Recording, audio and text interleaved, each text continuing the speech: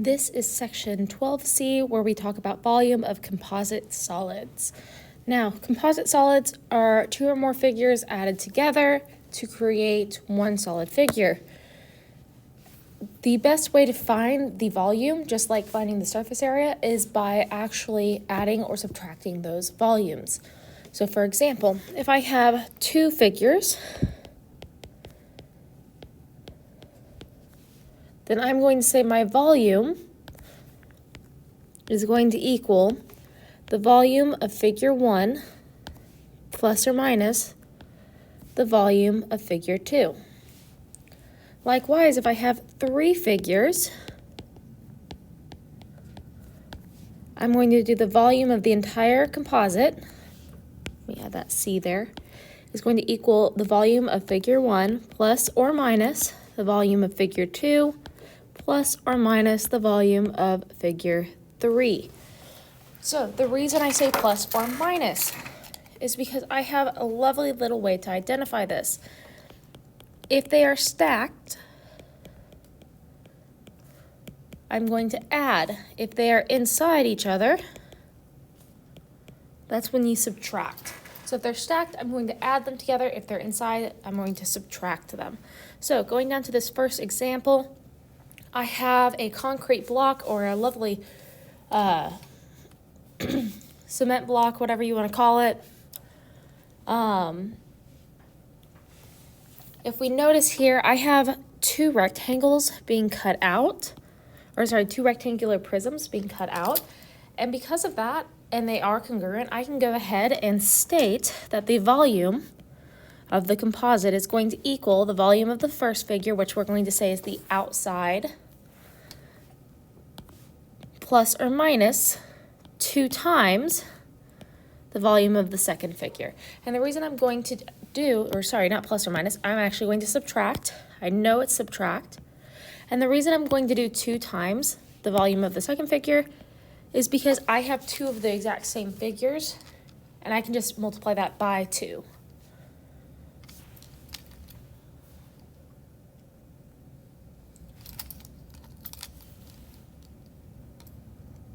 Okay, so I'm going to come down here and I'm going to find the volume, and I just have to find that lovely formula for that first one. So coming down here, I know that I have base area times height. If I have the base area, that's length times width. So essentially I can go ahead and say that the volume of the first figure is equal to length times width times height. My length is going to be 1.31, my width 0.66, and my height 0.66. So when I plug all of these in, and I'm just going to leave it like this for now. If I get a pretty number, which technically I do, it's just very long, I actually get the volume of the first figure to equal 0.570636 feet cubed as my answer. I can always leave it in this form if I want to, just plug it into my volume formula, my final volume formula, or I can simplify it if I'd like. So then I have the volume of the second figure, which again is going to be base area times height, or length times width times height.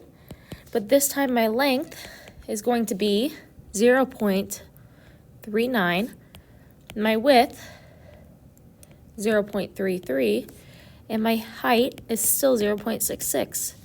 So I'm going to do 0.39 times 0.33 times 0.66. And this gives me the volume of the second one to equal 0.084942 feet cubed. So when I plug that in up here, I'm going to go ahead and take those two and bring them up here.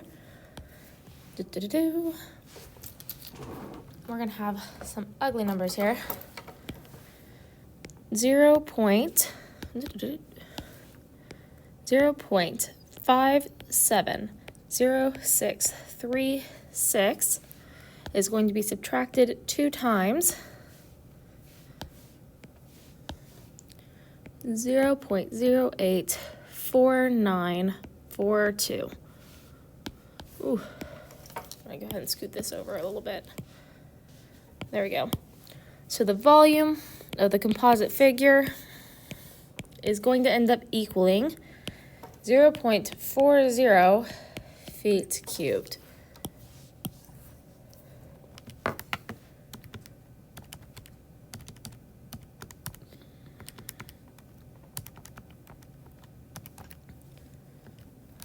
And I actually just went ahead and rounded that to 2 decimal places. This is all an estimate. If I wanted to go ahead and put it all the way out, I would put 0.400752. But I'm just going to do that. We only round at the very, very end of our problem. Do not round early. Okay, so this one here, I have 2 stacked volumes, and unlike our surface area, I don't actually have to find out what is showing because I just want what's inside of those. So the volume of the second composite is going to be, I'm going to add those 2 figures together. So if I come down here, say the volume of the first one, we're going to go ahead and say the first one is that base figure, which is just that square prism. And actually that's a cube since I have all of my lengths congruent. And this one's easy. I just do length times width times height again, which is 6 times 6 times 6, which gives me the volume of the first one is 216 meters cubed. The volume of the second figure is my pyramid, so I have 1/3 base area times height. Since my base area is a square, I can just do 6 squared because my base area formula is side squared. And I can multiply that by the height, which is actually also 6. So I have 1/3 times 6 squared times 6, which ends up giving me 72 meters cubed for the volume of the second composite. So I'm going to come up here and I'm going to say the volume is equal to 216 meters cubed plus 72 meters cubed, which gives me the volume of the composite to equal exactly 288 meters cubed. Voila. My last composite. Again, it's a stacked figure here. So I'm going to say volume of the composite, clicking all the wrong buttons, equals the volume of the first figure plus the volume of the second figure. Volume of the first figure, we're going to say is a lovely cylinder, so that's just base area times height again. However, since I know the base area is a pi r squared, I can say pi times 6 squared times the height of 5. And we're going to go ahead and leave this in terms of pi until the very end, which gives me 180 pi meters cubed. So the volume of the second one is a cone. So I have 1/3 base area times height. We know that base area is pi r squared, so pi times 6 squared times the height of 4. This gives me 48 pi meters cubed. So I'm going to go ahead and take these and bring these up here. So I have 180 pi meters cubed and I have 48 pi meters cubed. I'm going to add those together, which gives me my volume of my composite figure to equal 228 pi meters cubed, which ends up equaling about 716.28 meters cubed. Okay.